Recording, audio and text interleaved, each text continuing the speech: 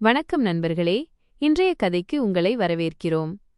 ஆனால் கதையை தொடங்குவதற்கு முன் நீங்கள் எங்கள் வீடியோக்களை எங்கிருந்து பார்க்கிறீர்கள் என்பதை கருத்து தெரிவித்து காமெண்ட் கண்டிப்பாக எங்களுக்கு தெரியப்படுத்துங்கள். மேலும் வீடியோவை லைக் செய்யவும் சேனலை சப்ஸ்கிரைப் செய்யவும் மறக்காதீர்கள். நான் ஸ்ரேயா.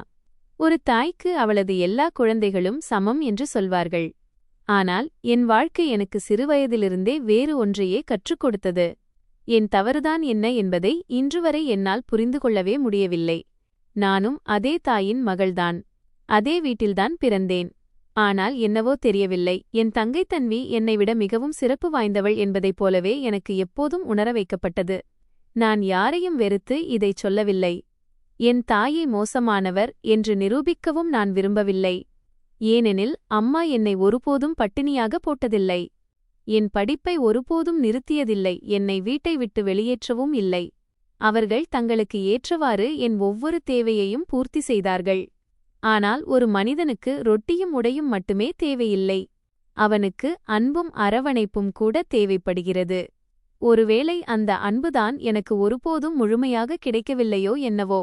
நான் மிகவும் சிறியவளாக இருந்தபோது எனக்கு இந்த விஷயங்களைப் பற்றி பெரிய அளவில் புரிதல் இருக்கவில்லை. ஒவ்வொரு வீட்டிலும் இப்படித்தான் நடக்கும் போலிருக்கிறது என்றுதான் நான் நினைத்தேன். ஆனால் நான் வளர வளர அம்மா என்னுடைய விஷயத்திலும் தன்வியின் விஷயத்திலும் ஒரே மாதிரி நடந்து கொள்வதில்லை என்பதை நான் உணரத் தொடங்கினேன். தன்வி என்னைவிட 3 ஆண்டுகள் சிறியவள், மிகவும் சுட்டித்தனம் நிறைந்தவள். அவள் நாள் முழுவதும் சிரித்து விளையாடி குறும்பு செய்து கொண்டே இருப்பாள். வீட்டிற்கு வரும் உறவினர்கள் அனைவரும் அவளை மடியில் தூக்கி வைத்துக்கொண்டு மிகவும் கொஞ்சுவார்கள். என் அம்மாவும் அவளது ஒவ்வொரு சிறிய பெரிய விஷயத்திற்கும் புன்னகைப்பார். ஆனால் நானும் ஒரு குழந்தைதானே. அம்மாவும் என்னை அதேபோல் கட்டிப்பிடித்துத் தழுவ வேண்டும், என் தலையை கோதிவிட வேண்டும். எந்தக் காரணமும் இல்லாமல் ஒருமுறையாவது என் மூத்த மகளும் மிகவும் அழகானவள் என்று சொல்ல வேண்டும் என்று எனக்கும் ஆசையாக இருக்கும். ஆனால் அப்படி மிகவும் அரிதாகவே நடக்கும். நான் ஏதேனும் தவறு செய்துவிட்டால் அம்மா உடனடியாக கண்டிப்பார். ஸ்ரேயா, நீ பெரியவள், நீ பொறுப்பாக நடந்து கொள்ள வேண்டும். ஆனால் அதே தவறை தன்வி செய்தால் அம்மா சிரித்துக்கொண்டே சொல்வார், அட, இன்னும் சின்ன குழந்தைதானே, மெல்ல மெல்ல எல்லாம் கற்றுக்கொள்வாள். அந்த நேரத்தில் எனக்கு புரியவில்லை, 3 ஆண்டுகள் இடைவெளி ஒரு குழந்தையின் சிறுவயதை பிடுங்கிவிடுமா என்று. நான் பலமுறை கண்ணாடி முன்னால் நின்று என்னைத்தானே பார்த்து யோசிப்பேன். ஒருவேளை என்னிடம் ஏதேனும் குறை இருக்குமோ, நான் அவ்வளவு நல்லவள் இல்லையோ, அல்லது நான் அம்மாவுக்கு பிடித்தமான மகள் இல்லையோ என்று. அப்பா எங்கள் இருவரையும் சமமாக நேசித்தார். நான் சோகமாக இருப்பதை அவர் உணரும்போதெல்லாம் அமைதியாக எனக்கு பிடித்த மிட்டாய்களை வாங்கி வருவார், அல்லது மாலையில் நடைப்பயிற்சிக்கு அழைத்துச் செல்வார். ஆனால் அப்பாவின் குணம் மிகவும் அமைதியானது.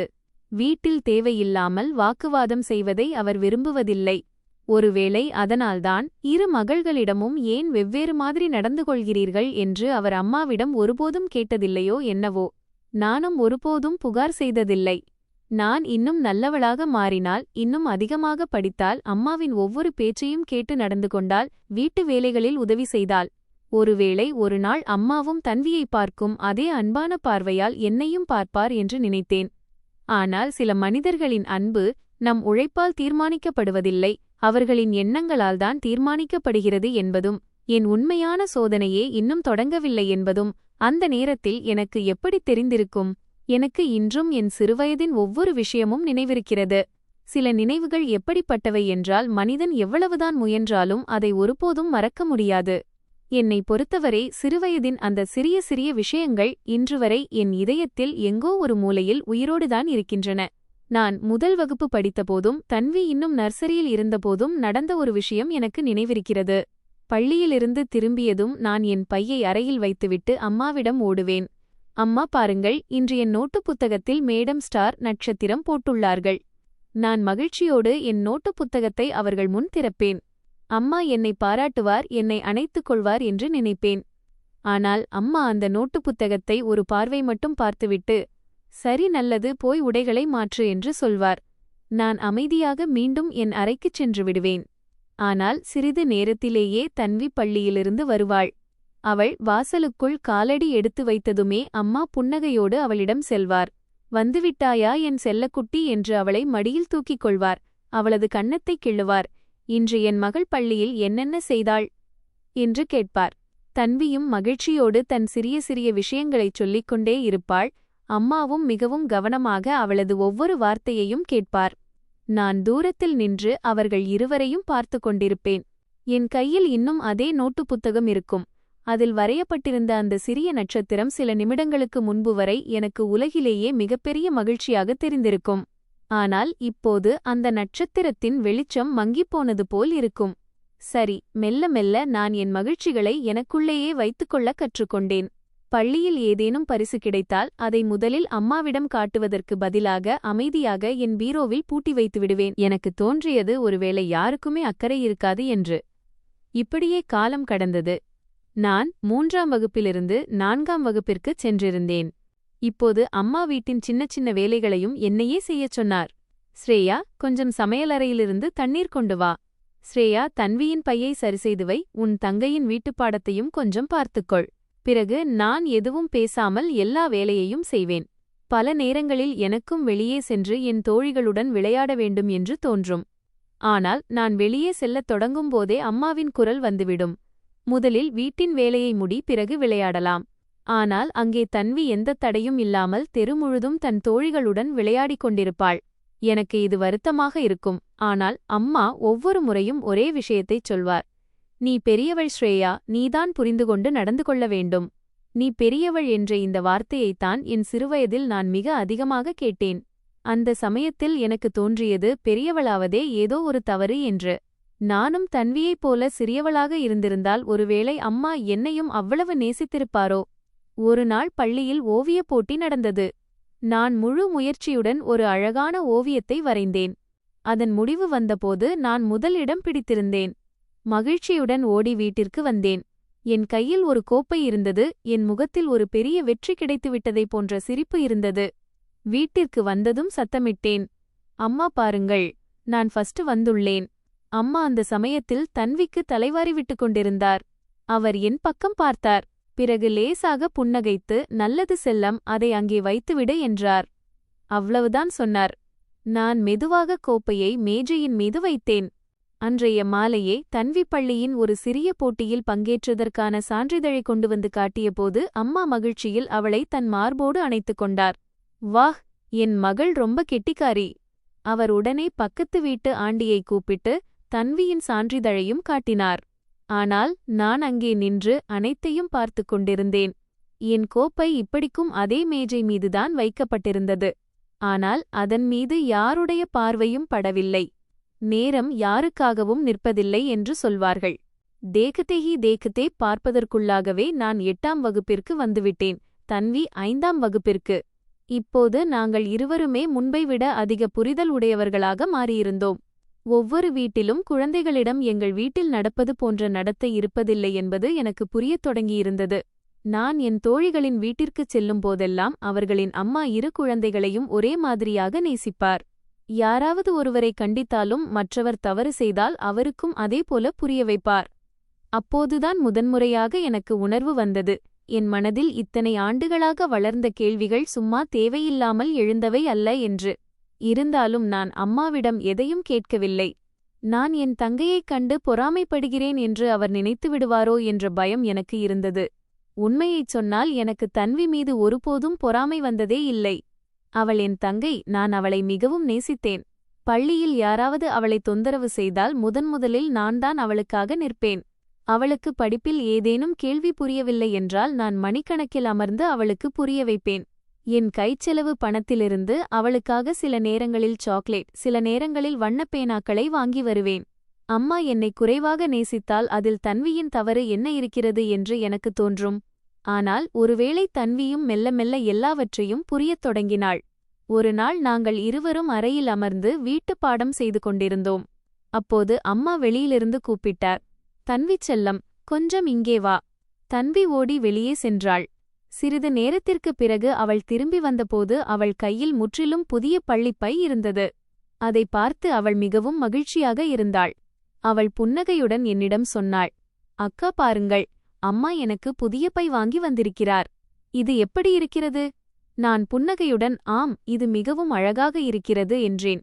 அவள் வெள்ளந்தியாக கேட்டாள், அக்கா, உங்கள் பை என் பழைய பையை விட பழையதாக இருக்கிறது. அம்மா, உங்களுக்கும் வாங்கித் தருவார் அல்லவா? அவளது வார்த்தையைக் கேட்டு என் உதடுகளில் புன்னகை இருந்தது. ஆனால் இதயத்திற்குள் ஏதோ ஒன்று உடைந்து நொறுங்கியது. என் பை உண்மையில் மிகவும் பழையதாகிவிட்டது. பல இடங்களில் தையல் பிரிந்திருந்தது. நான் அம்மாவிடம் புதிய பை என்றுமே கேட்டதில்லை. ஏனென்றால் ஒவ்வொரு முறை கேட்கும்போதும் அதே பதில்தான் கிடைக்கும். அட, இப்போ இதுதானே நல்லா போயிட்டு இருக்கு. வேற ஒன்னு எதுக்கு தேவை? சுத்தமா பாழா போகும்போது பாத்துக்கலாம். அன்னிக்கு ஃபர்ஸ்ட் டைம் தன்விதானே அம்மாட்ட சொன்னா, மம்மி அக்காவோட பேகையும் மாத்தி கொடுத்துடுங்களேன். அப்போ அம்மா என்னை பார்க்காமலே பதில் சொன்னாங்க, அவளுக்கு இப்போ என்ன தேவை இருக்கு? அவளுக்கு வேலை ஓடிட்டுதானே இருக்கு. நான் உடனே பேச்ச மாத்தினேன். பரவாயில்ல தன்வி, என்னோட பேக் இப்போ நல்லாதான் இருக்கு. ஏன்னா என்னால வீட்ல எந்த சண்டையும் வரக்கூடாதுன்னு நினைச்சேன். ஆனா அன்னிக்கு ராத்திரி என்னால வெகு நேரம் தூங்க முடியல. அப்புறம் மெல்ல மெல்ல நான் அம்மா மேல வச்சிருந்த எதிர்பார்ப்பையே விட்டுட்டேன். இப்போ எனக்கு ஏதாவது பொருள் தேவைப்பட்டா அது இல்லாம வேலையை எப்படி ஓட்டலான்னு தான் ஃபர்ஸ்ட் யோசிப்பேன். ஒருவேளை இதனால தான் நான் வயசுக்கு மீறி ரொம்ப விவேகமானவளா மாறிட்டேனோ என்னவோ. ஆனா அந்த விவேகத்துக்கான விலைய என்னோட சிறுவயது சந்தோஷங்கள பலி கொடுத்துதான் நான் செலுத்தினேன். காலப்போக்கில் எங்களோட பொறுப்புகளும் கூட ஆரம்பிச்சது. நான் இப்போ 10ஆம் வகுப்புல இருந்தேன். தன்வி 7ஆம் வகுப்புல இருந்தா. எனக்கு இந்த வருஷம் ரொம்ப முக்கியமானதா இருந்தது. போர்டு எக்ஸாம் ஆச்சே, அதனால நான் ராப்பகலா படிப்புல மூழ்கியிருந்தேன். நான் நல்ல மார்க் எடுத்தா அப்போவாவது அம்மா முதன்முறையா என் தலையில கை வச்சு, உன்னை நினைச்சு எனக்கு பெருமையா இருக்குடி மகளேன்னு சொல்வாங்கன்னு நினைச்சேன். எனக்கு கேட்க துடிச்ச ஒரே விஷயம் அது மட்டும்தான். நான் காலையில சீக்கிரமே எந்திரிப்பேன், வீட்ல கொஞ்சம் வேலைகளை செய்வேன், அப்புறம் ஸ்கூலுக்கு போவேன். ஸ்கூல்ல இருந்து திரும்பி வந்து அம்மாவுக்கு உதவியா இருப்பேன். ராத்திரி வெகு நேரம் வரை படிப்பேன். பல நேரங்கள்ல புக்க படிச்சுட்டே தூங்கிடுவேன். ஆனா அடுத்த நாள் மறுபடியும் அதே உழைப்பு ஆரம்பிச்சிடும். ஒரு நாள் சாயங்காலம் நான் என் ரூம்ல உட்கார்ந்து படிச்சிட்டு இருந்தப்ப அம்மா என்ன கூப்பிட்டாங்க. ஸ்ரேயா, கொஞ்சம் கிச்சனுக்கு வாயேன். நான் புக்க மூடி வச்சுட்டு அவங்க கிட்ட போனேன். என்னம்மான்னு கேட்டேன். அவங்க சொன்னாங்க, இந்த காய்கறியை கொஞ்சம் நறுக்கிடு, மாவையும் பிசைஞ்சிடு. நான் மெதுவா சொன்னேன், ஆனா அம்மா, நாளைக்கு எனக்கு டெஸ்ட் இருக்கு. இன்னும் 1/2 மணி நேரம் மட்டும் படிச்சுக்கிறேன், அப்புறம் இந்த வேலையை செய்றேன். அம்மா என் பேச்ச முடிக்கிறதுக்கு முன்னாடியே சொன்னாங்க, படிப்பு அப்புறமும் நடக்கும். முதல்ல வீட்டு வேலைய கத்துக்கோ, அப்புறம் இந்த வேலைதான் பயன்படும். நான் எதுவும் பேசாம காய்கறியை எடுத்து வேலையில இறங்கிட்டேன். அதுக்குள்ள தன்வி அவ ரூம்ல இருந்து வெளியே வந்தா. அவ கையில மொபைல் இருந்தது. அம்மா அவளை பார்த்ததும் சொன்னாங்க, தன்வி செல்லம், நீ நிதானமா படிடா. உன்னோட படிப்புதான் ரொம்ப முக்கியம். நான் ஒரு கணம் அம்மாவை பார்த்தேன். அப்புறம் அமைதியா தலையை குனிஞ்சுக்கிட்டேன். அன்னைக்கு முதன்முறையா எனக்கு தோணுச்சு, ஒருவேளை என்னோட படிப்பு அவ்ளோ முக்கியமானதா என்னைக்குமே இருந்ததில்லையோன்னு. சில மாசங்களுக்கு அப்புறம் போர்டு எக்ஸாம் ரிசல்ட் வந்தது. எனக்கு ரொம்ப நல்ல மார்க் வந்திருந்தது. ஸ்கூல்ல டீச்சர்ஸ் எல்லாரும் என்னை ரொம்ப பாராட்டினாங்க. என்னோட கிளாஸ் டீச்சர் அப்பா கிட்ட சொன்னாங்க, உங்க பொண்ணு ரொம்ப உழைப்பாளி. அவளுக்கு ஆகல படிக்க வாய்ப்பு கிடைச்சா கண்டிப்பா பெரிய ஆளா வருவா. இதை கேட்டதும் அப்பாவோட மூஞ்சியில அன்னைக்கு ஒரு தனி சந்தோஷம் தெரிஞ்சது. வீட்டுக்கு வரும்போது அவர் எனக்காக இனிப்பு வாங்கிட்டு வந்தாரு. வீட்டுக்கு வந்து அப்பா சிரிச்சுக்கிட்டே சொன்னாரு, இன்னைக்கு என் பொண்ணு என் தலைய பெருமையால நிமிர வச்சிட்டா. அவரோட வார்த்தையை கேட்டு என் கண்ணுல தண்ணி வந்துருச்சு. ஏன்னா முதன்முறையா யாரோ ஒருத்தர் என்னோட உழைப்பை இவ்வளவு அன்போட ஏத்துக்கிட்டாங்க. ஆனா அம்மாவோட பதில் இப்போவும் அதேதான் இருந்தது. ஆமா, இவளுக்கு நல்ல மார்க் வந்துருச்சு. இதுல என்ன பெரிய சாதனை பண்ணிட்டா? இப்போலாம் எல்லாருக்கும்தான் வந்துடுதே. அவங்க சொன்ன இந்த வார்த்தையினால அந்த ரூம்ல ஒரு கணம் மயான அமைதி நிலவுச்சு. அப்பா அம்மாவை ஏதோ சொல்ல வர்ற மாதிரி பார்த்தாரு. ஆனா அப்புறம் அமைதியாயிட்டாரு. நானும் சிரிக்க முயற்சி பண்ணி பேச்சு அதோட முடிச்சுக்கிட்டேன். எல்லா சந்தோஷத்தையும் எல்லாரோடையும் பகிர்ந்துக்க முடியாதுன்னு என் மனசுக்கு நானே புரிய வச்சுக்கிட்டேன். சில நாட்களுக்கு அப்புறம் சொந்தக்காரங்க எங்க வீட்டுக்கு வந்தாங்க.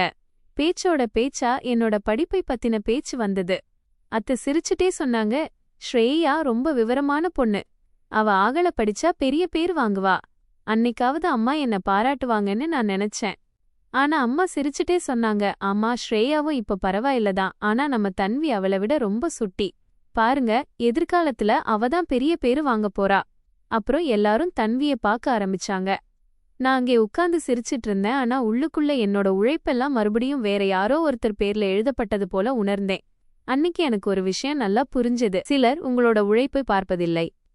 அவர்கள் யார் மீது பெருமைப்பட வேண்டும் என்பதை ஏற்கனவே தீர்மானித்து விட்டார்கள்.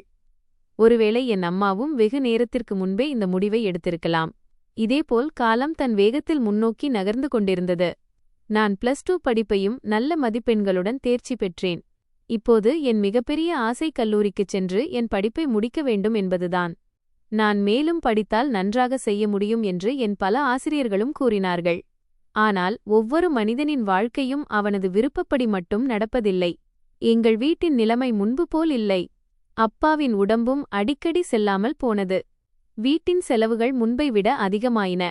ஒரு நாள் இரவு நான் தண்ணீர் குடிக்க எழுந்தபோது அம்மாவும் அப்பாவும் அறையில் உட்கார்ந்து ஏதோ பேசிக்கொண்டிருப்பதை பார்த்தேன். அம்மா சொன்னார்கள், 2 பொண்ணுங்களோட படிப்புச் செலவையும் சமாளிப்பது லேசுப்பட்ட காரியம் இல்லை. அப்போது அப்பா மெதுவாக, ஆனால் ஸ்ரேயாவும் மேலே படிக்க விரும்புகிறாளே என்றார். அதற்கு அம்மா தாமதிக்காமல் பதில் சொன்னார், அவள் விவரமானவள். அவளுக்கு நாம் புரிய வைத்து விடலாம். ஆனால் தன்வியின் படிப்பு பாதியில் நிற்கக்கூடாது. அவள் எதிர்காலத்தில் நல்ல வேலைக்குச் செல்வாள். நான் கதவுக்கு வெளியே நின்றுவிட்டேன். என் கால்கள் அங்கேயே உறைந்து போயின. அன்று இரவுதான் முதன்முறையாக உணர்ந்தேன், அம்மா அன்பில் மட்டுமல்ல, என் கனவுகளிலும் பாகுபாடு காட்டியிருக்கிறார் என்று. அதேபோல் அடுத்த நாள் காலையில் அம்மா என்னை அருகில் அழைத்தார். ஸ்ரேயா, நாங்கள் உன்னிடம் ஒரு விஷயம் பேச வேண்டும். நான் எல்லாவற்றையும் புரிந்து கொண்டேன். இருந்தாலும் அமைதியாக அவர்களுக்கு முன்னால் போய் உட்கார்ந்தேன். பிறகு அம்மா சொன்னார், மகளே, வீட்டின் நிலைமை உனக்குத் தெரியும். அதனால் இப்போது தன்வியின் படிப்பில் கவனம் செலுத்தலாம் என்று யோசித்திருக்கிறோம்.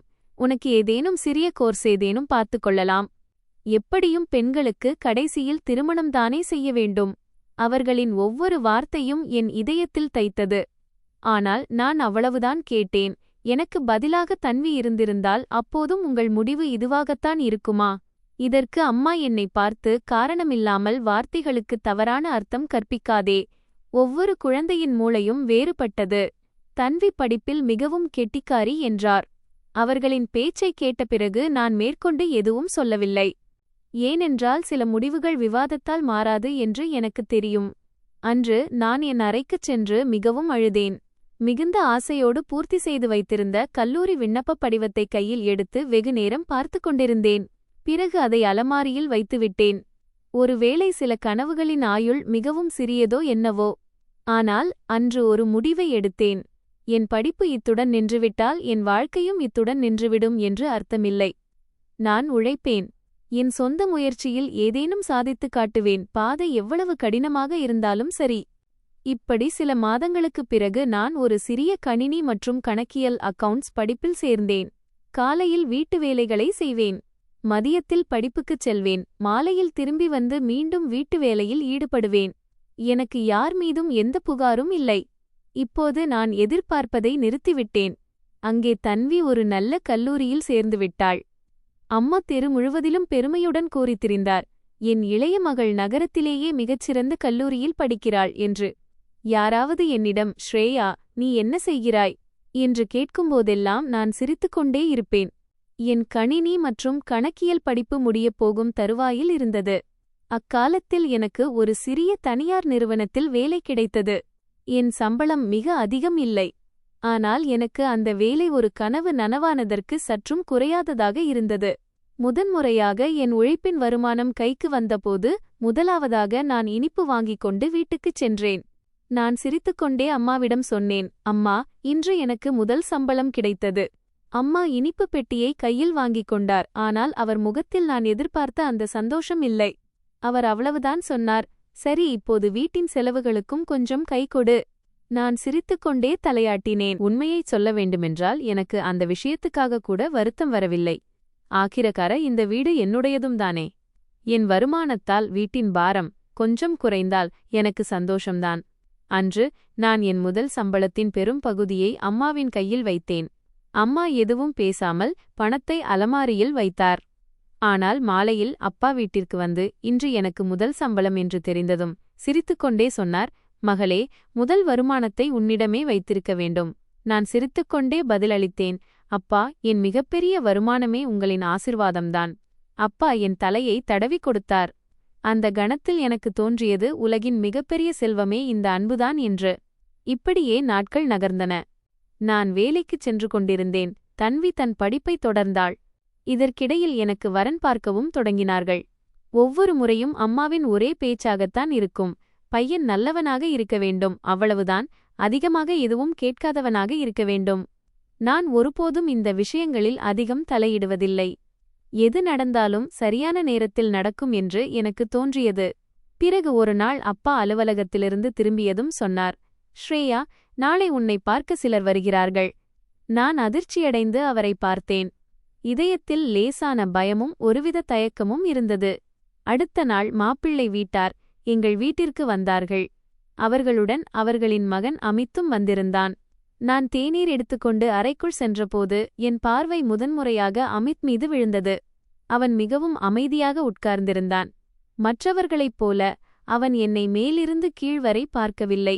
மாறாக அவனது பார்வைகள் கீழ்நோக்கி இருந்தன. சிறிது நேரத்திற்குப் பிறகு வீட்டார் எங்களை தனியாக பேச அனுமதித்தார்கள். நான் மிகவும் பதற்றமாக இருந்தேன். என்ன பேசுவது என்றே புரியவில்லை. அப்போது அமித் சிரித்துக்கொண்டே சொன்னான், நீங்கள் பதற்றப்படுகிறீர்கள் என்றால் நம்புங்கள், நானும் அதே அளவு பதற்றத்தில்தான் இருக்கிறேன். அவனது பேச்சைக் கேட்டு எனக்கு லேசாக சிரிப்பு வந்துவிட்டது. ஒருவேளை முதன்முறையாக யாரோ ஒருவர் என் பயத்தை புரிந்து கொண்டார்கள். சிறிது நேர மௌனத்திற்குப் பிறகு அவன் என்னிடம் கேட்டான், நீங்கள் திருமணத்திற்குப் பிறகும் வேலை செய்ய விரும்புகிறீர்களா? நான் தயக்கத்துடன் சொன்னேன், வீட்டில் உள்ளவர்களுக்கு எந்த பிரச்சனையும் இல்லை என்றால் ஆம். அமித் ஒரு கணம் கூட யோசிக்காமல் பதிலளித்தான், எனக்கு இதில் எந்த பிரச்சனையும் இல்லை. மாறாக ஒரு மனிதன் தன் கனவுகளை ஒருபோதும் கைவிடக்கூடாது என்றுதான் நான் நினைக்கிறேன். அவனது இந்த பேச்சைக் கேட்டு நான் சில கணங்கள் அவனை பார்த்துக்கொண்டே இருந்தேன். ஏன் என்று தெரியவில்லை. ஆனால் முதன்முறையாக யாரோ ஒருவர் என் மனதை நான் சொல்லாமலேயே புரிந்து கொள்ள முடிகிறது என்று எனக்கு தோன்றியது. அன்று நாங்கள் அதிகம் பேசவில்லை. ஆனால் எவ்வளவு பேசினோமோ அது என் மனதிற்குள் ஒருவித நம்பிக்கையை ஏற்படுத்தியது. அமித்தும் அவனது குடும்பத்தினரும் சென்ற பிறகு வீட்டில் அந்த வரனை பற்றியே பேச்சு ஓடிக்கொண்டிருந்தது. அப்பாவுக்கு இந்த வரன் மிகவும் பிடித்திருந்தது. பையன் மிகவும் விவேகமானவனாகத் தெரிகிறான். எல்லாவற்றையும் விடச் சிறந்த விஷயம் என்னவென்றால், அவர்கள் வீட்டில் எந்த தேவையில்லாத கோரிக்கையும் வைக்கவில்லை என்று அவர் திரும்பத் திரும்பச் சொல்லிக் கொண்டிருந்தார். அம்மாவும் எந்த கேள்வியும் கேட்காமல் அந்த வரனுக்குச் சம்மதம் தெரிவித்தார். ஒருவேளை அவருக்கும் இந்த வரன் சரியாகப்பட்டிருக்கலாம். 2 நாட்களுக்குப் பிறகு அங்கிருந்து வரனை உறுதி செய்யும் பதில் வந்தது. பிறகு வீட்டில் திருமண ஏற்பாடுகள் தொடங்கின. உறவினர்களின் வரவு, துணிகள் வாங்குவது, நகைகளைப் பற்றிய பேச்சு என முழு வீட்டின் சூழலே மாறியது. நானும் எல்லாரோடும் சேர்ந்து சந்தோஷமாக இருக்க முயற்சி செய்து கொண்டிருந்தேன். ஆனால் ஏன் என்று தெரியவில்லை, மனதின் ஏதோ ஒரு மூலையில் ஒருவித அமைதியின்மையும் இருந்தது. ஆக்கிரக்கார, இதுதான் நான் என் முழு சிறுவயதையும் கழித்த வீடு. இப்போது இன்னும் சில நாட்களில் நான் இந்த வீட்டை விட்டுச் செல்ல வேண்டும். திருமண ஏற்பாடுகளுக்கு மத்தியிலும் நான் வேலைக்குச் சென்று கொண்டிருந்தேன். ஒரு நாள் அலுவலகத்திலிருந்து திரும்பி வந்தபோது அம்மாவும் தன்வியும் என் திருமண ஆடைகளை பார்த்து கொண்டிருந்தார்கள். தன்வி மிகவும் சந்தோஷமாக ஒவ்வொரு ஆடையாக எடுத்து பார்த்து கொண்டிருந்தாள். என்னை பார்த்ததும் சொன்னாள், அக்கா, இந்த சிவப்பு நிற லெஹங்காவை உடுத்துவாயா? இதில் நீ மிகவும் அழகாக இருப்பாய். நான் சிரித்துக்கொண்டே அவளை பார்த்தேன். என் தங்கச்சி சொல்கிறாள் என்றால் நான் அதைத்தான் உடுத்துவேன். தன்வி ஓடி வந்து என்னை கட்டியணைத்துக் கொண்டாள். அந்த கணத்தில் எனக்கு தோன்றியது, உலகில் என் வலியை யாராவது புரிந்துகொள்கிறார்களோ இல்லையோ, என் தங்கையின் அன்பு ஒருபோதும் பொய்யானது இல்லை. ஆம், அம்மாவின் நடத்தை ஆஜோ அப்படியேதான் இருந்தது. அவள் திருமணத்திற்கான அனைத்து ஏற்பாடுகளையும் செய்து கொண்டிருந்தாள். ஆனால் என்னவோ தெரியவில்லை, ஒரு மகள் தன் திருமணத்தின்போது எதிர்பார்க்கும் அந்த அன்பையும் சொந்த உணர்வையும் இன்றளவும் அவளுடைய முகத்தில் என்னால் பார்க்க முடியவே இல்லை. ஒருவேளை விடைபெறும் நாளில் விதாய் அம்மா என்னை கட்டிப்பிடித்து கதறி அழுவார், மகள் வீட்டை விட்டுப் போகிறாள் என்ற உணர்வு அவருக்கு அன்றுதான் ஏற்படும் என்று பலமுறை நான் நினைப்பதுண்டு. ஆனால் நான் எதிர்பார்ப்பதையே பல காலத்திற்கு முன்பே விட்டுவிட்டேன். மெல்ல மெல்ல திருமண நாளும் வந்தது. வீடு முழுவதும் உறவினர்களால் நிரம்பியிருந்தது. நாலாபுறமும் கெட்டிமேளச் சத்தம், உறவினர்களின் சிரிப்பொலி திருமணக்களை கட்டியிருந்தது. நான் மணப்பெண்ணாக அலங்கரித்துக் கொண்டு அறையில் அமர்ந்திருந்தேன். என் இதயம் மிக வேகமாக துடிக்கத் தொடங்கியது. சிறிது நேரத்திற்குப் பிறகு தன்வி அறைக்குள் வந்தாள். அவள் என்னை பார்த்து புன்னகைத்தாள். பிறகு திடீரென்று அவளுடைய கண்கள் கலங்கின. என் அருகில் அமர்ந்து என் கையை பிடித்துக்கொண்டு, அக்கா, இப்போது நீ போய்விட்டால் நான் யாரோடு சண்டை போடுவேன்? என்னோட எல்லா விஷயங்களையும் யாரோடு பகிர்ந்து கொள்வேன்? என்றாள். நான் அவளுடைய கண்ணீரை துடைத்து சிரித்துக்கொண்டே, அடப்பைத்தியமே, எனக்கு திருமணம்தான் ஆகிறது. நான் எங்கேயும் காணாமல் போகவில்லையே. எப்போதெல்லாம் தோன்றுகிறதோ அப்போதெல்லாம் உன்னை பார்க்க இங்கே வருவேன், நீயும் வந்துவிடு என்று கூறினேன். அதே நேரத்தில் அம்மா அறைக்குள் வந்தார். எங்களை பார்த்து, வாருங்கள், முகூர்த்த நேரம் ஆகிறது என்று மட்டுமே கூறினார். அம்மா ஒரே ஒரு முறை மட்டும் என் தலையில் கை வைத்து ஆசிர்வதிக்க கூடாதா என என் மனம் ஏங்கியது.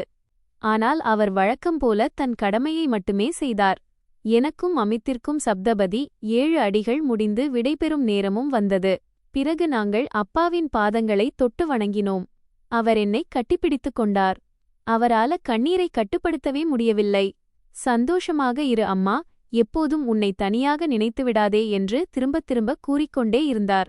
என்னாலும் என்னை கட்டுப்படுத்த முடியாமல் போயிற்று. பிறகு நான் அம்மாவிடம் சென்றேன். அவருடைய பாதங்களை தொட்டு வணங்கினேன். அவர் என்னை ஆசிர்வதித்து உன் புகுந்த வீட்டிற்கு நல்ல பெயர் வாங்கித்தா என்றார்.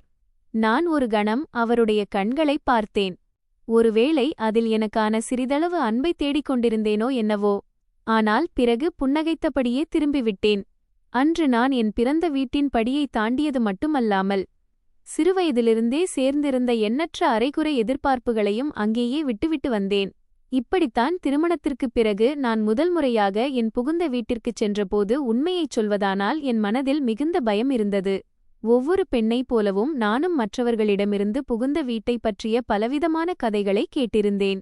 திருமணத்திற்குப் பிறகுதான் பெண்ணின் உண்மையான சோதனையே தொடங்குகிறது என்று சிலர் கூறினர். ஆரம்பத்தில் சில மாதங்கள் மிகவும் கவனமாக இருக்க வேண்டும் என்று வேறு சிலர் கூறினர். இந்த விஷயங்களையெல்லாம் நினைத்து நானும் பயந்திருந்தேன். ஆனால் நாட்கள் செல்லச் செல்ல என் பயம் மெல்ல மெல்ல மறையத் தொடங்கியது. அமித்தின் குடும்பம் மிகப்பெரிய குடும்பம் அல்ல. வீட்டில் மாமியார், மாமனார் மற்றும் அமித் மட்டுமே இருந்தனர். இருவருமே முதல் நாளிலிருந்தே என்னை எந்தளவிற்கு தங்களில் ஒருவராக ஏற்றுக்கொண்டார்களென்றால் நான் அந்த வீட்டிற்கு புதியவள் என்ற உணர்வே எனக்கு ஒருபோதும் வரவில்லை. என் மாமியார் அடிக்கடி நீ இங்கே மருமகளாக இல்லை, மகளாக இரு என்று சொல்வார். முதலில் இதெல்லாம் சும்மா சொல்வதற்காக சொல்லப்படும் வார்த்தைகள் என்றுதான் எனக்கு தோன்றியது. ஆனால் சில நாட்களிலேயே அவர் மனதாரத்தான் அப்படிச் சொல்கிறார் என்பது எனக்கு புரிந்தது. நான் சமையலறையில் அதிக நேரம் வேலை செய்தால் மாமியாரே நேரில் வந்து, போதும் அம்மா, மீதி வேலையை நான் பார்த்துக் கொள்கிறேன், நீ போய் கொஞ்சம் ஓய்வெடு என்பார். அவருடைய இந்த வார்த்தைகளை கேட்கும்போது எனக்கு எப்போதும் என் அம்மாவின் ஞாபகம்தான் வரும். என் அம்மாவும் என்றாவது ஒரு நாள் என்னிடம் இப்படிச் சொல்லியிருக்கக் கூடாதா என்று என் மனதிற்குள் நினைத்துக் கொள்வேன். ஒரு நாள் எனக்கு திடீரென்று லேசாக உடம்பு சரியில்லாமல் போனது. லேசான காய்ச்சல்தான். இருந்தாலும் நான் எழுந்து சமையலறைக்குச் சென்றேன். உடனே மாமியார் என் கையை பிடித்துக்கொண்டு, அம்மா, உனக்கு காய்ச்சலாக இருக்கிறது, நீ வேலை செய்ய வந்துவிட்டாயா? போ, அறைக்குச் சென்று ஓய்வெடு என்றார். அதற்கு நான், பரவாயில்லை அத்தை, அம்மா, நான் செய்துவிடுகிறேன் என்றேன். அவர் புன்னகைத்தபடியே, வீட்டு வேலை ஒன்றும் ஓடிப்போய்விடாது, முதலில் உன் உடல் நலன்தான் முக்கியம் என்றார். என்னவோ தெரியவில்லை, அவருடைய அந்த வார்த்தைகளைக் கேட்டதும் என் கண்கள் கலங்கிவிட்டன. ஒருவேளை முதல் முறையாக யாரோ ஒருவர் என் களைப்பை கவனித்ததாலோ என்னவோ. அமித்தும் என் மீது மிக அக்கறை செலுத்துவார். நான் அலுவலகத்திலிருந்து தாமதமாக வந்தால் அவர் யாரிடமும் சொல்லாமல் எனக்காக தேநீர் தயாரித்து கொடுப்பார். பலமுறை நான் வருவதற்கு முன்பே சமையல் செய்ய அம்மாவிற்கு, மாமியாருக்கு உதவியும் செய்துவிடுவார். நான் சிரித்துக்கொண்டே, மக்கள் என்ன சொல்வார்கள், மருமகன் இல்லை, வீட்டிற்கு ஒரு செஃப், சமையல்காரர்தான் கிடைத்துள்ளார் என்று சொல்வேன். அமித் சிரித்துக்கொண்டே, மக்கள் என்ன வேண்டுமானாலும் சொல்லட்டும், என் மனைவி நாள் முழுவதும் உழைக்க முடியும் என்றால் எனக்காக அவளுக்கு 2 ரொட்டிகள் செய்து தர முடியாதா என்று பதிலளிப்பார். அவரது வார்த்தைகளை கேட்கும்போது எனக்கு எப்போதும் மன அமைதி கிடைக்கும். மெல்ல மெல்ல என் வாழ்க்கை மாறத் தொடங்கியது. நான் வேலையும் செய்து வந்தேன், வீட்டையும் கவனித்து வந்தேன். ஆனால் இப்போது எந்த வேலையும் எனக்கு பாரமாக தோன்றவில்லை. ஏனென்றால் மரியாதை கிடைக்கும் இடத்தில் பொறுப்புகளும் பாரமாக தெரிவதில்லை. அங்கே என் பிறந்த வீட்டிலும் எல்லாம் நன்றாக போய்க் கொண்டிருந்தது. தன்வி தன் படிப்பை முடித்துவிட்டாள். சிறிது காலத்திலேயே அவளுக்கும் ராகுலுடன் திருமணம் முடிந்தது. ராகுலின் வேலை ஒரு பெரிய நிறுவனத்தில் இருந்தது. அவனது சம்பளம் நன்றாக இருந்தது. திருமணமான சில மாதங்களிலேயே இருவரும் நகரத்திலுள்ள ஒரு நல்ல ஃபிளாட்டிற்கு, குடியிருப்பிற்கு குடிபெயர்ந்தனர். இப்போது அம்மாவின் மகிழ்ச்சிக்கு எல்லையே இல்லை. அவர் எந்த உறவினரை சந்தித்தாலும், என் சின்ன மகளின் அதிர்ஷ்டத்தை பாருங்கள், எவ்வளவு நல்ல வீடு கிடைத்துள்ளது, மருமகனும் பெரிய நிறுவனத்தில் இருக்கிறார் என்று மிகுந்த பெருமையுடன் சொல்வார்.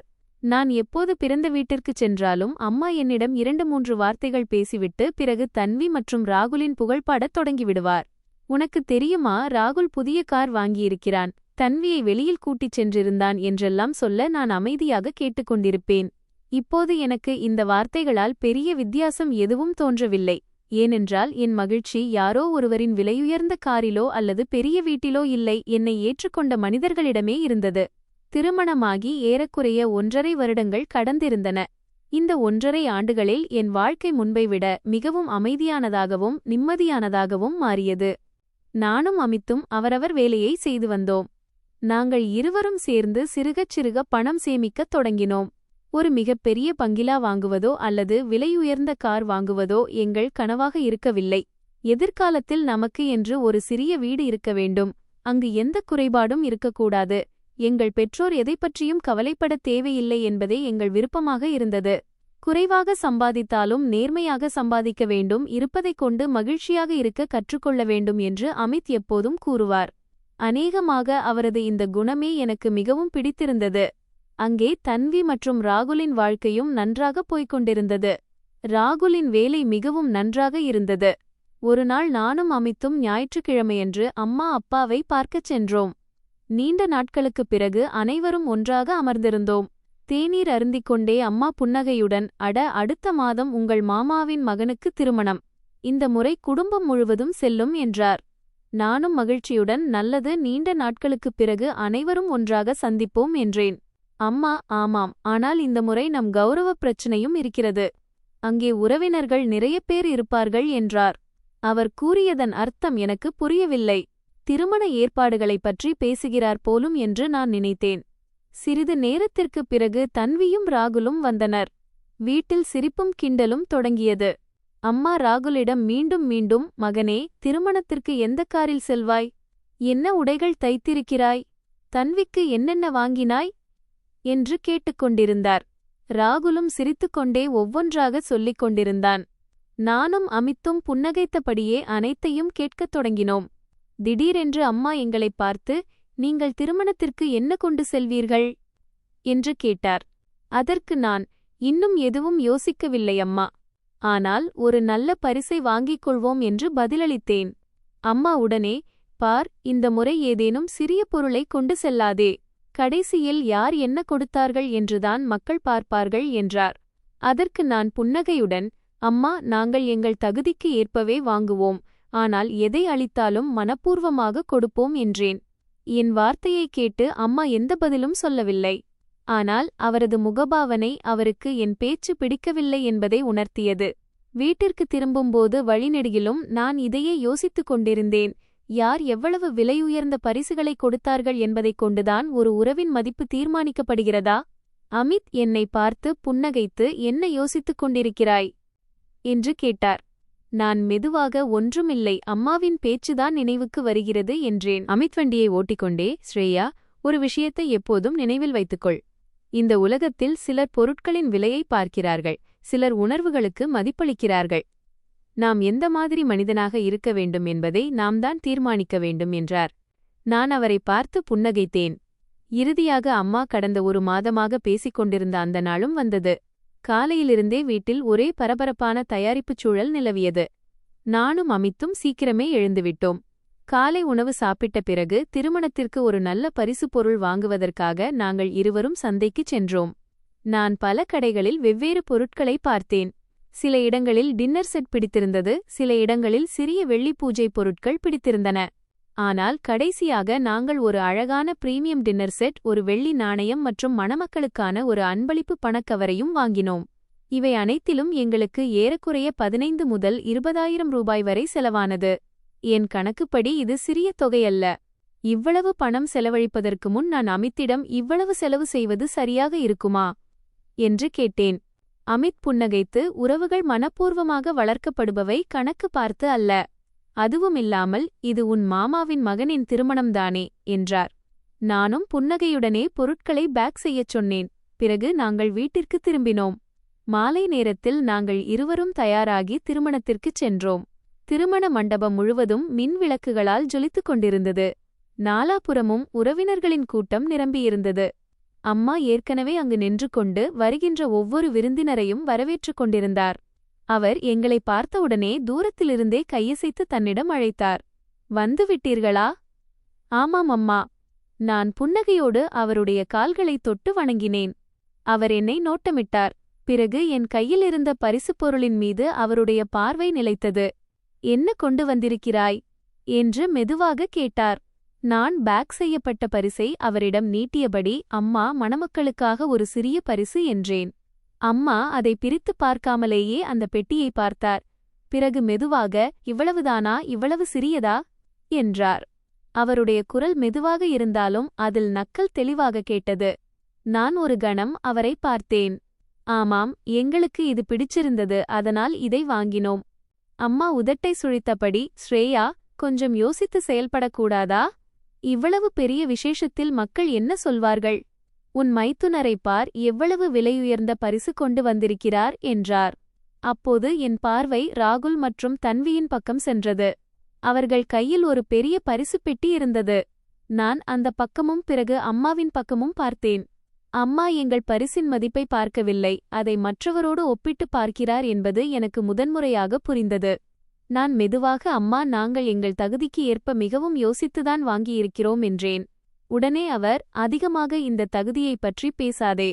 உறவினர்க மத்தியில் கௌரவம் என்று ஒன்றும் இருக்கிறது என்றார். அவரது இந்த வார்த்தையைக் கேட்டு என் மனம் மிகவும் காயப்பட்டது. நான் ஏதேனும் பேசுவதற்கு முன்பே அமித் மிகவும் அமைதியாக, அத்தை, நாங்கள் எதைக் கொடுத்திருந்தாலும் மிகவும் அன்போடு கொடுத்திருக்கிறோம். எதிர்த்தரப்பினருக்கு எங்கள் மனதின் மகிழ்ச்சியும் தெரியும் என்று நம்புகிறேன், வெறும் பேக்கிங் மட்டுமல்ல என்றார். அம்மா அமித்தின் பேச்சுக்கு எந்த பதிலும் சொல்லவில்லை. அவர் முகத்தை திருப்பிக் கொண்டு மற்ற விருந்தினர்களை வரவேற்பதில் மூழ்கிவிட்டார். நானும் அங்கேயே நின்று கொண்டிருந்தேன். என் கைகள் காலியாக இருந்தன, ஆனால் என் மனம் முன்பை விட மிகவும் பாரமாகிவிட்டது. நான் மெதுவாக அமித்தை பார்த்தேன். அவர் எதுவும் பேசாமல் என் கையை பிடித்துக் கொண்டார். நாம் அவர்களுக்காக எவ்வளவு செய்தாலும் சிலர் ஒருபோதும் மாறமாட்டார்கள் போலிருக்கிறது என்று எனக்குள் நானே சொல்லிக் கொண்டேன். நாங்கள் இன்னும் மண்டபத்திற்குள் சரியாக கூட நுழையவில்லை. அதற்குள் அம்மா மீண்டும் எங்களை அருகில் அழைத்தார். அவரை சுற்றி 2-3 உறவினர்களும் நின்று கொண்டிருந்தார்கள். அவர் வேண்டுமென்றே எங்கள் கையிலிருந்து பரிசை வாங்கி அதை மேலும் கீழும் பார்த்துவிட்டு, லேசான சிரிப்புடன், அடடா ஸ்ரேயா, நீங்கள் ஏதேனும் பெரியதாக கொண்டு வருவீர்கள் என்று அல்லவா நான் நினைத்தேன் என்றார். அப்போது நான் மெதுவாக, அம்மா, நாங்கள் எங்கள் தரப்பிலிருந்து நல்லதாகவே வாங்கியிருக்கிறோம் என்றேன். அதற்கு அவர் உடனே, நல்லதுதான் மகளே, ஆஜகல, இதுபோன்ற பரிசுகளை மக்கள் ஏதேனும் சிறிய பார்ட்டியில் கூட கொடுத்து விடுவார்கள். திருமணத்தில் கொஞ்சம் அந்தஸ்தை பார்த்தும் நடக்க வேண்டும் என்று பதிலளித்தார். அவர் கூறியதைக் கேட்டு அருகில் நின்றிருந்த ஒரு உறவினர் ஆண்டி எங்களை பார்க்கத் தொடங்கினார். எனக்கு எவ்வளவு அவமானமாக இருந்ததென்றால் சில கணங்கள் என்னால் தலைநிமிர்ந்து கூட பார்க்க முடியவில்லை. அப்போது அம்மா மீண்டும், ராகுலையும் தன்வியையும் பார், எவ்வளவு யோசித்து பார்த்து பொருட்களை கொண்டு வந்திருக்கிறார்கள் என்றார். கடைசியில் மக்களிடம் நமக்கு மரியாதையும் இருக்க வேண்டும்தானே? அதற்குமேல் என்னால் சும்மா இருக்க முடியவில்லை. நான் அவர்களிடம் தெளிவாகச் சொன்னேன், அம்மா, மரியாதை என்பது பரிசின் விலையால் வருவதில்லை, கொடுப்பவரின் எண்ணத்தைப் பொறுத்துதான் வருகிறது. என் வார்த்தைகளைக் கேட்டதும் அம்மாவின் முகம் வாடிவிட்டது. அம்மா, உனக்கு ஒவ்வொரு பேச்சுக்கும் பதில் பேசத் தெரிந்திருக்கிறது என்றார். நான் எதுவும் பேசவில்லை. அமித் மெதுவாக என் கையை அழுத்தி, விஷயத்தை இத்துடன் முடித்துவிடு என்பது போல சைகை செய்தார். சிறிது நேரத்திற்குப் பிறகு நாங்கள் மேடையை நோக்கிச் சென்றோம். நான் வெளியில் சிரித்துக் கொண்டிருந்தாலும் உள்ளுக்குள் உடைந்து போயிருந்தேன். அவ்வளவு அன்போடும் எங்கள் சேமிப்பிலிருந்தும் அந்த பரிசை வாங்கினோம். மாமாவின் மகனுக்கு இந்த பரிசு எவ்வளவு பிடிக்கும் என்றுதான் வழிநெடுக யோசித்துக் கொண்டே வந்தேன். ஆனால் இங்கே நாங்கள் என்ன கொடுத்திருக்கிறோம் என்பதை அறியக்கூட யாரும் முயற்சிக்கவில்லை. எல்லோருக்கும் அந்த பரிசின் பெட்டி மட்டும்தான் தெரிந்தது. நான் அமைதியாகச் சென்று ஒரு நாற்காலியில் உட்கார்ந்தேன். அமித்தும் என் அருகில் வந்து உட்கார்ந்தார். அவர் என்னை பார்த்து புன்னகைத்து, சின்ன விஷயத்துக்காக ஏன் முகம் வாடிவிட்டது மேடம் என்றார். நான் கலங்கிய கண்களுடன், நான் என்ன தவறு செய்தேன் அமித்? எங்கள் தகுதிக்கு மீறி இவ்வளவு நல்ல பரிசை வாங்கினோம், இருந்தாலும் அம்மாவுக்கு அது குறைவாகவே தோன்றியது என்றேன். அப்போது அமித் மிகவும் அன்பாக, ஸ்ரேயா, சிலருக்கு எவ்வளவு கொடுத்தாலும் குறைவாகவே தோன்றும். அதனால் உன் மகிழ்ச்சியை பிறரின் எண்ணங்களிடம் விட்டுவிடாதே என்றார். நான் அமைதியாக அவருடைய வார்த்தைகளை கேட்டுக்கொண்டிருந்தேன். அவர் தொடர்ந்து, இன்னொரு விஷயத்தையும் நினைவில் வைத்துக்கொள், அவர் உன் அம்மா. கோபத்தில் 4 வார்த்தை சொன்னாலும் அதை மனதிலாக்கிக் கொள்ளாதே. ஒப்பிட்டு பேசுவது அவருடைய வழக்கம் என்று உனக்குத் தெரியும்தானே என்றார். நான் மெதுவாக, ஆனால் ஒவ்வொரு முறையும் ஏன் என்னை மட்டுமே ஒப்பிடுகிறார் என்று கேட்டேன். அமித் சில நிமிடங்கள் அமைதியாக இருந்தார். பிறகு, அந்த கேள்விக்கான பதில் ஒருவேளை அவரிடமே இருக்காது. ஆனால் ஒவ்வொரு முறையும் உன்னை நீ நிரூபிக்க வேண்டிய அவசியமில்லை. நீ எப்படி இருக்கிறாயோ அப்படியே மிகவும் நன்றாக இருக்கிறாய் என்றார். இப்போது நான் அம்மாவிடம் முன்பு போல எதிர்பார்ப்புகளை வைத்துக் கொள்வதில்லை. ஆம், அவருடைய போன் வரும்போதெல்லாம் முழு மனதுடன் பேசுவேன். அவருடைய நல விசாரிப்பேன், அப்பாவின் ஆரோக்கியத்தைப் பற்றி கேட்பேன், தன்வியின் நலனையும் தெரிந்து கொள்வேன். ஆனால் நான் மெல்ல மெல்ல ஒரு விஷயத்தை உணரத் தொடங்கினேன். இப்போது அம்மாவின் போன் அழைப்புகள் முன்பு போல இல்லை. முன்பு எப்படி இருக்கிறாய் மகளே என்று கேட்பார். இப்போது அடிக்கடி அவருடைய பேச்சுகள், ஸ்ரேயா அமித் வீட்டில் இருக்கிறாரா, அமித்தின் வேலை நன்றாகப் போகிறதா என்றே இருக்கும். ஆரம்பத்தில் அம்மா சும்மாதான் கேட்கிறார் என்று நினைத்தேன். ஆனால் ஒவ்வொரு பேச்சும் ஏதோ ஒரு வகையில் பணத்தில்தான் வந்து முடியும். ஒரு நாள் நான் சிரித்துக்கொண்டே அமித்திடம், தெரியுமா, அம்மா இப்போது என் நலனை விட நம் வருமானத்தைப் பற்றித்தான் அதிகம் கேட்கிறார் என்றேன். அதற்கு அமித் புன்னகைத்து, அவருக்கு ஏதேனும் கவலை இருக்கலாம், காரணமில்லாமல் யாரைப் பற்றியும் தவறாக நினைக்காதே என்றார். நானும் அவர் பேச்சைக் கேட்டுக்கொண்டேன். கடைசியில் அவர் என் அம்மா அவரைப் பற்றி தவறாக நினைக்கக்கூட நான் விரும்பவில்லை. அங்கே தன்வி மற்றும் ராகுலின் வாழ்க்கை முன்பு போலவே சிறப்பாக சென்று கொண்டிருந்தது. ராகுலுக்கு வேலையில் உயர்வு கிடைக்கத் தொடங்கியது. இருவரும் அடிக்கடி வெளியே சுற்றுவதற்கும் புதிய பொருட்களை வாங்குவதற்கும் மகிழ்ச்சியாக இருந்தார்கள். அம்மா ஏதேனும் உறவினர்களிடம் பேசும்போது இன்றும் பெருமையுடன், என் இளைய மகளும் மருமகனும் பெரிய பெயரையும் புகழையும் சம்பாதித்துவிட்டார்கள் என்று சொல்வார்.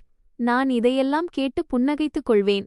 இப்போது உண்மையிலேயே எனக்கு எந்த பாதிப்பும் இல்லை. ஏனென்றால் என் மகிழ்ச்சியை பிறரின் பாராட்டிடமோ ஒப்பிடுதலிலோ முடிச்சு போடுவதை நான் என்றோ விட்டுவிட்டேன். ஆனால் மனிதனின் வாழ்க்கை எப்போதும் ஒரே மாதிரியாயிருக்கிறது. காலம் மாறுவதற்கு அதிக நேரம் ஆகாது. ஒருவேளை இப்போது காலம் வேறு யாரையோ சோதனை செய்யப் போகிறது போலிருக்கிறது. பிறகு ஒரு நாள் மாலையில் நான் அலுவலகத்திலிருந்து வீட்டிற்கு திரும்பி வந்தேன். என் போன் அடித்தது. திரையில் அம்மா என்று வந்தது. நான் உடனே போனை எடுத்தேன். சொல்லுங்கள் அம்மா, எப்படி இருக்கிறீர்கள்? ஆனால் இந்த முறை அவருடைய குரல் முன்பு போல இல்லை. அவர் மிகவும் பதற்றமாக இருப்பது போல தெரிந்தது. ஸ்ரேயா, நீ இப்போது ஃப்ரீயாக இருக்கிறாயா? ஆம் அம்மா, என்னாச்சு? சில நொடிகள் மறுமுனையில் ஒரே அமைதி நிலவியது. பிறகு அவர்கள் மெதுவான குரலில், மகளே, ராகுலின் வேலை போய்விட்டது என்றார்கள். நான் சில நொடிகள் அப்படியே அமைதியாகிவிட்டேன். என்ன? எப்படி? அவர் வேலை செய்த நிறுவனத்தில் ஒரே நேரத்தில் பலரை வேலையை விட்டு நீக்கிவிட்டார்கள். அந்த பட்டியலிலும் அவன் பெயர் இருந்தது. இதைக் கேட்டு எனக்கு உண்மையில் மிகவும் வருத்தமாக இருந்தது. ராகுல் ஒரு உழைப்பாளி பையன். அப்போது அம்மா, அவன் மிகவும் கவலையாக இருக்கிறான் மகளே. பல இடங்களில் சுயவிவரக் குறிப்பை ரெஸ்யூமே அனுப்பியிருக்கிறான். இதுவரை எங்கிலிருந்தும் எந்த பதிலும் வரவில்லை என்றார். பிறகு நான் அவர்களுக்கு புரிய வைத்தேன். அம்மா, நீங்கள் கவலைப்படாதீர்கள். ஆஜுக்கல இப்படியெல்லாம் நடப்பது சாதாரணம்தான். அவனுக்கு விரைவில் வேறு வேலை கிடைத்துவிடும். பிறகு அவர்கள் கொட்டிவிட்டு போனை வைத்துவிட்டார்கள். அன்றைய தினத்திற்குப் பிறகு வீட்டின் சூழலே மாறத் தொடங்கியது. எப்போதும் சிரித்துக் கொண்டிருக்கும் தன்வி இப்போது முன்பைப் போல இல்லை. ராகுலும் மன அழுத்தத்தில் இருக்கத் தொடங்கினான். சில நாட்களுக்குப் பிறகு நானும் அமித்தும் அவனை பார்க்கச் சென்றோம். ராகுல் முன்பை விட மிகவும் அமைதியாகியிருந்தான். முகத்தில் அதே புன்னகை இருந்தாலும் கண்களில் கவலை தெளிவாக தெரிந்தது. பிறகு அமித் அவன் அருகில் உட்கார்ந்தார். அவர், ராகுல், கவலைப்படாதே. வேலைதான் போயிருக்கிறது, உன்னுடைய உழைப்பல்ல. உழைக்கும் மனிதன் ஒருபோதும் அதிக நாட்களுக்கு சும்மா இருக்க மாட்டான் என்றார். இதற்கு ராகுல் லேசாக புன்னகைத்தான். ஆமாம் அண்ணே, நான் முயற்சித்துக் கொண்டுதான் இருக்கிறேன். ஆனால் எங்குமே வேலை அமையவில்லை. அமித் அவன் தோள் மீது கை வைத்து, எனக்கு தெரிந்தவர்களிடம் ஏதேனும் காலிப் பணியிடம் இருந்தால் உனக்காக கண்டிப்பாக பேசுகிறேன் என்றார். இதைக் கேட்ட ராகுல் என் கணவருக்கு நன்றி கூறினான். அன்று நாங்கள் அதிக நேரம் அங்கு தங்கவில்லை. ஆனால் வீட்டிற்கு திரும்பும்போது எனக்கு அம்மாவின் முகமே மீண்டும் மீண்டும் ஞாபகத்திற்கு வந்தது. முதல் முறையாக நான் அவர்களின் கண்களில் பயத்தை பார்த்தேன். அவர்கள் எந்த ராகுலை குறித்து மிகவும் பெருமைப்பட்டார்களோ, அவனுடைய வாழ்க்கையிலும் இப்படிப்பட்ட ஒரு காலம் வரக்கூடும் என்பதை அவர்களால் நம்பவே முடியவில்லை போலிருக்கிறது. சுமார் ஒரு வாரம் கடந்தது. ஒரு நாள் காலையில் மீண்டும் அம்மாவிடமிருந்து போன் வந்தது. இந்த முறை அவர்களின் குரலில் தயக்கம் தெளிவாக உணர்வதாயிருந்தது. ஸ்ரேயா மகளே, நீயும் அமித்தும் இன்று வீட்டிற்கு வர முடிந்தால் நான் உங்கள் இருவரிடமும் ஒரு முக்கியமான விஷயத்தை பேச வேண்டும். நான் எதுவும் கேட்காமல், சரியம்மா, நாங்கள் மதியத்திற்குள் வருகிறோம் என்றேன். போன் வைத்தவுடனேயே நான் அமித்தை பார்த்தேன். அவர் புன்னகைத்து, இன்று ஏதோ முக்கியமான விஷயம் நடக்கப் போகிறது போலிருக்கிறதே என்று கேட்டார். நான் மெதுவாக, தெரியவில்லை, ஆனால் அம்மா முதல் முறையாக ஏதோ ஒரு கஷ்டத்தில் இருக்கிறார் என்று எனக்கு தோன்றுகிறது என்றேன். அமித், எதுவாயிருந்தாலும் சரி, நாம் முதலில் அவர்கள் சொல்வதை கேட்போம், பிறகு முடிவெடுப்போம் என்று மட்டும் சொன்னார். பிறகு மதியத்திற்குள் நானும் அமித்தும் அம்மாவின் வீட்டிற்குச் சென்று சேர்ந்தோம். கதவை அப்பா திறந்தார். அவர் முகத்தில் முன்பிருந்த புன்னகை இல்லை. பல நாட்களாக அவர் சரியாக தூங்கவே இல்லை என்பது போல இருந்தது. வாருங்கள் பிள்ளைகளா என்று அவர் மெதுவான குரலில் சொன்னார். பிறகு நான் அவருடைய கால்களைத் தொட்டு வணங்கிவிட்டு உள்ளே சென்றேன். வரவேற்பறையில் அம்மாவும் தன்வியும் ராகுலும் ஏற்கனவே அமர்ந்திருந்தார்கள். வீட்டில் ஒரு விசித்திரமான அமைதி நிலவியது. சிறிது நேரம் வரை யாரும் எதுவும் பேசவில்லை. பிறகு அம்மா தேநீர் கோப்பையை என்னை நோக்கி நீட்டி, இந்தா மகளே, டீ குடி என்றார். பிறகு சில நிமிட மௌனத்திற்குப் பிறகு அவர் மெல்லச் சொல்லத் தொடங்கினார். ஸ்ரேயா ராகுல் வேலை தேடத் தொடங்கி இவ்வளவு காலம் ஆகிவிட்டது. இவன் எங்கு சென்றாலும் ஒன்று அந்த வேலைக்கு அதிக அனுபவம் கேட்கிறார்கள், அல்லது ஏற்கனவே வேறு யாரையாவது வேலையில் சேர்த்துவிட்டிருக்கிறார்கள். நான் ராகுலை பார்த்தேன். அவன் அமைதியாக தலைகுனிந்து உட்கார்ந்திருந்தான். அம்மா பிறகு அமித்தை பார்த்தார். மகனே, உன் அலுவலகத்தில் உனக்கு பலருடன் பழக்கம் இருப்பதாக கேள்விப்பட்டேன். எங்காவது ராகுலுக்கு ஏதேனும் வேலை கிடைத்தால் கொஞ்சம் பேசிப்பார். அறையில் மீண்டும் அமைதி நிலவியது. நான் மெதுவாக அமித்தை பார்த்தேன். அவர் ஒரு நிமிடம் கூட யோசிக்காமல், அம்மா, எனக்கு தெரிந்தவர்களிடம் ஏதேனும் நல்ல காலி பணியிடம் இருந்தால் ராகுலின் வேலைக்காக நான் முழு முயற்சி செய்வேன் என்றார். அவருடைய வார்த்தைகளைக் கேட்ட அம்மாவின் முகத்தில் சிறிது நிம்மதி தெரிந்தது. அமித் பிறகு புன்னகையுடன், என் முயற்சி முழுமையாக இருக்கும், ஆனால் நான் வாக்குறுதி அளிக்க முடியாது. என் கையில் என்ன இருக்கிறதோ அதை நான் செய்வேன் என்றார். அவர் விஷயங்களை விளக்கி பேசத் தொடங்கினார். ஆனால் நான் இதுவரை அமைதியாகவே இருந்தேன். என் மனதில் ஒன்றன்பின் ஒன்றாக பழைய சம்பவங்கள் நிழலாடத் தொடங்கினமன். எந்த அம்மா ஒவ்வொரு உறவினரின் முன்னாலும் ராகுலின் வேலையைப் பற்றியும் சம்பளத்தைப் பற்றியும் பெருமையாக பறந்தாரோ, எந்த அம்மா நம்முடைய அந்தஸ்து சிறியது என்று நம்மிடம் கூறினாரோ, இன்று அதே ராகுலுக்காக தான் என்றைக்குமே பொருட்டாக மதிக்காத அதே அமித்திடம் நம்பிக்கை வைத்திருந்தார். அந்த நேரத்தில் என் மனதில் வலியும் இருந்தது. ஆனால் ராகுலை பார்க்கும்போது இரக்கம்தான் அதிகமாக வந்தது. அவனுடைய தவறு எதுவுமே இல்லையே. அப்போது அமித் என்னை பார்த்தார். என் மனதில் என்ன ஓடுகிறது என்பதை அவர் புரிந்து கொண்டார் போலிருக்கிறது. அவர் எல்லார் முன்னாடியும் என் கையை லேசாக அழுத்தி புன்னகையுடன், ஸ்ரேயா, கவலைப்படாதே, நாம் இருவரும் சேர்ந்து ராகுலுக்காக முழு முயற்சி செய்வோம் என்றார். நான் அவரை பார்த்தேன். அந்த ஒரு கணத்தில் எனக்கு மீண்டும் ஒரு விஷயம் புரிந்தது. ஒரு நல்ல மனிதனின் அடையாளம் அவனுடைய நல்ல நாட்களில் அல்ல, மாறாக மற்றவர்களின் கெட்ட காலத்தில் அவன் எப்படி நடந்து கொள்கிறான் என்பதில்தான் இருக்கிறது. அன்றைய தினத்திற்கு பிறகு அமித் உண்மையிலேயே ராகுலின் வேலைக்காக முழு மனதுடன் முயற்சிக்கத் தொடங்கினார். அலுவலகத்திலிருந்து திரும்பிய பிறகும் அவர் தன் பழைய நண்பர்களுக்கு ஃபோன் செய்வார். வெவ்வேறு நிறுவனங்களில் பணிபுரியும் தெரிந்த மனிதர்களிடம் பேசுவார். எங்கு நல்ல காலி பணியிடம் தென்பட்டாலும் உடனடியாக ராகுலின் சுயவிவரக் குறிப்பை ரெசுமே அனுப்பி வைப்பார். நான் பலமுறை அவரிடம், அமித், நீங்கள் ஏன் இவ்வளவு கஷ்டப்படுகிறீர்கள்? ஆக்கிரக்கார உங்களுக்கும் உங்களுடைய வேலை இருக்கிறதே என்று கூறுவேன். அவர் புன்னகைத்து, நம்முடைய சிறிய முயற்சியால் ஒருவருடைய குடும்பம் மீண்டும் காப்பாற்றப்படும் என்றால் இதில் என்ன கஷ்டம் இருக்கிறது என்பார். இப்படி ஒரு மாலை வேளையில் நாங்கள் இருவரும் தேநீர் அருந்திக் கொண்டிருந்தபோது திடீரென்று அமித்தின் போனுக்கு ஒரு அழைப்பு வந்தது. அவர் சிறிது நேரம் பேசிவிட்டு பிறகு அவர் முகத்தில் புன்னகை வந்தது. போனை வைத்தவுடனே அவர் என்னை பார்த்தார். ஸ்ரேயா, ராகுலின் விஷயம் முடிந்துவிட்டது போல் தெரிகிறது. நான் மகிழ்ச்சியில் எழுந்து நின்றேன். நிஜமாகவா?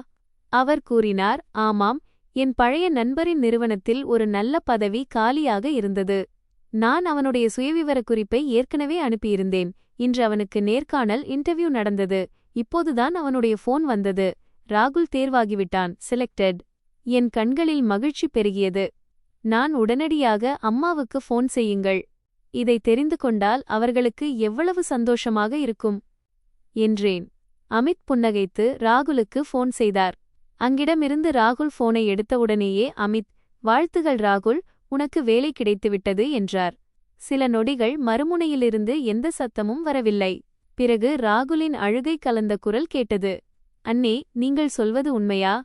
ஆமாம், நிச்சயமாக. ஆனால் இனி நீதான் உழைக்க வேண்டும். நான் வழியை மட்டும்தான் காட்டினேன், இலக்கை நீயேதான் உருவாக்க வேண்டும். ராகுல் மீண்டும் மீண்டும் நன்றி சொல்லிக் கொண்டே இருந்தான். பிறகு போனை வைத்தவுடனே அவன் முதலில் அம்மாவிடம் இந்த நற்செய்தியை கூறினான். சில நிமிடங்களிலேயே அம்மாவின் போன் எனக்கும் வந்தது. இந்த முறை அவர்களின் குரலில் பதற்றம் இல்லை, மாறாக மகிழ்ச்சி இருந்தது.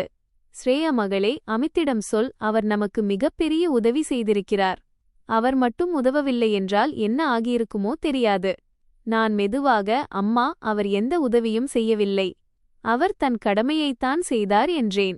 பிறகு போனை வைத்த பிறகு நான் அமித்தை பார்த்தேன். நான் புன்னகைத்து, இன்று உங்களை நினைத்து எனக்கு மிகவும் பெருமையாக இருக்கிறது அமித் என்றேன். அமித் சிரித்துவிட்டார். ராகுல் தன் உழைப்பால் இந்த வாய்ப்பை இன்னும் பெரிதாக்கும்போது பெருமைப்படு என்றார். 2 நாட்களுக்குப் பிறகு அம்மா முழு குடும்பத்தையும் வீட்டிற்கு அழைத்தார். அனைவரும் ஒன்றாக அமர்ந்து பேசலாம் என்று கூறினார். பல நாட்களுக்குப் பிறகு வீட்டில் மகிழ்ச்சி வந்தது. மாலையில் நானும் அமித்தும் அம்மாவின் வீட்டிற்குச் சென்றோம். இன்று வீட்டின் சூழல் பல நாட்களுக்குப் பிறகு மாறியிருப்பது போல் தோன்றியது. தன்வியின் முகத்திலும் முன்பிருந்த புன்னகை திரும்பியிருந்தது. ராகுலும் இப்போது முன்பை விட கவலையற்றவனாகவும் நிம்மதியாகவும் காணப்பட்டான். அனைவரும் ஒன்றாகச் அமர்ந்து தேநீர் அருந்திக் கொண்டிருந்தோம். சிறிது நேரம் வரை அங்கேயும் இங்கேயுமாக பேச்சுகள் போய்க் கொண்டிருந்தன. பிறகு திடீரென்று அம்மா எழுந்து உள்ளே அறைக்குச் சென்றார். அவர் திரும்பி வந்தபோது அவர் கையில் ஒரு இனிப்பு பெட்டி இருந்தது. அவர் முதலில் ஒரு துண்டு இனிப்பை அமித்திற்கு ஊட்டிவிட்டார். இந்தா மகனே, சாப்பிடு. இன்று நம் வீட்டில் திரும்ப வந்திருக்கும் இந்த மகிழ்ச்சியில் மிக முக்கிய பங்கு உன்னுடையதுதான். அப்போது அமித் உடனடியாக அவருடைய கால்களை தொட்டு வணங்கினார். அம்மா, அப்படிச் சொல்லாதீர்கள். நான் ஒரு சிறிய முயற்சி மட்டுமே செய்தேன். உழைப்பெல்லாம் ராகுலுடையதுதான். பிறகு அவர்களின் பார்வை என்னை நோக்கி திரும்பியது. இன்று அவர்களின் கண்கள் முன்பை போல இல்லை என்பதை நான் கவனித்தேன். அவற்றில் கோபமும் இல்லை, அகந்தையும் இல்லை. அதில் ஏதேனும் இருந்தது என்றால் அது வெறும் குற்ற உணர்ச்சியும் மனவருத்தமும்தான். பிறகு அவர் மெல்ல என் அருகில் வந்தார். நான் எதையும் புரிந்து கொள்வதற்கு முன்பே அவர் என் கையை தன் கைகளில் பிடித்துக்கொண்டார். அவருடைய கண்களிலிருந்து கண்ணீர் வழியத் தொடங்கியது. நடுங்கும் குரலில் அவர், ஸ்ரேயா, என்னை மன்னித்து விடுவாயா என்றார். நான் முற்றிலும் அமைதியாகிவிட்டேன். நான் மெதுவாக கேட்டேன், அம்மா, நீங்கள் என்ன சொல்கிறீர்கள்?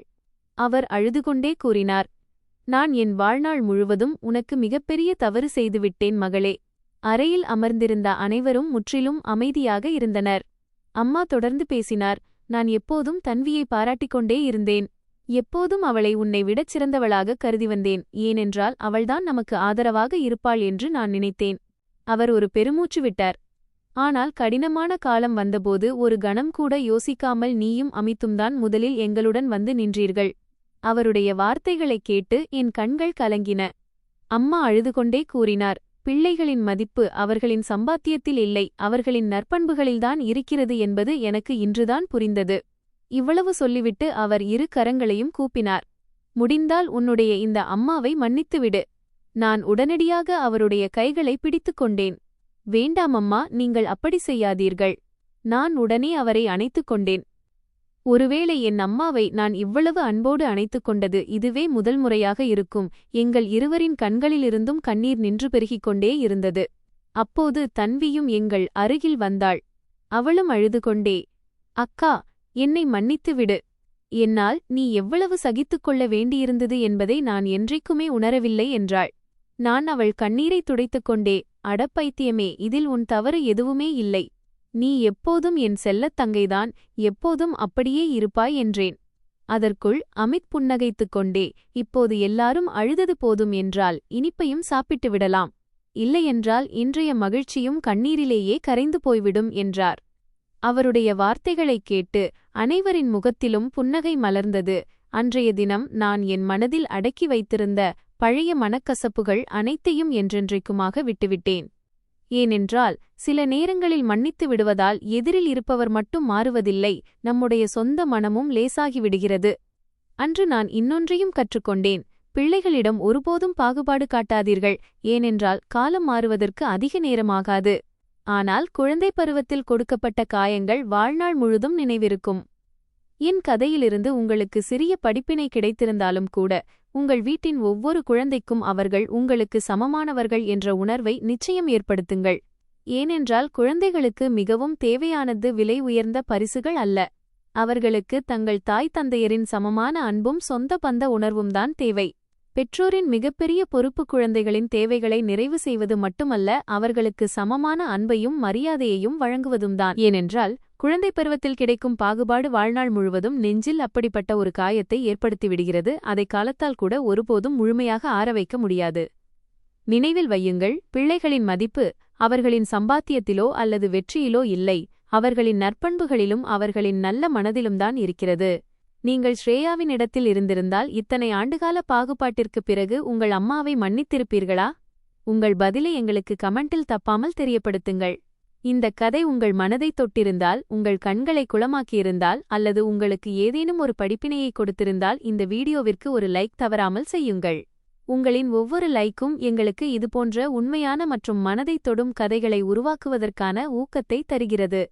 இந்த கதையின் எந்தத் தருணம் உங்கள் மனதை மிகவும் தொட்டது என்பதை கமெண்ட் செய்து எங்களுக்கு தெரியப்படுத்துங்கள். மேலும் இதுபோன்ற உணர்வுபூர்வமான, ஊக்கமளிக்கும் மற்றும் சமூகத்திற்கு கண்ணாடி காட்டும் கதைகளை நீங்கள் விரும்பினால் இப்போதே நமது சேனலை சப்ஸ்கிரைப் செய்து பெல் ஐகானை கண்டிப்பாய் அழுத்தவும். அப்போதுதான் நமது அடுத்த கதையை நீங்கள் முதன்முதலில் பார்க்க முடியும். உங்களின் ஆதரவே எங்களின் மிகப்பெரிய பலம். நன்றி.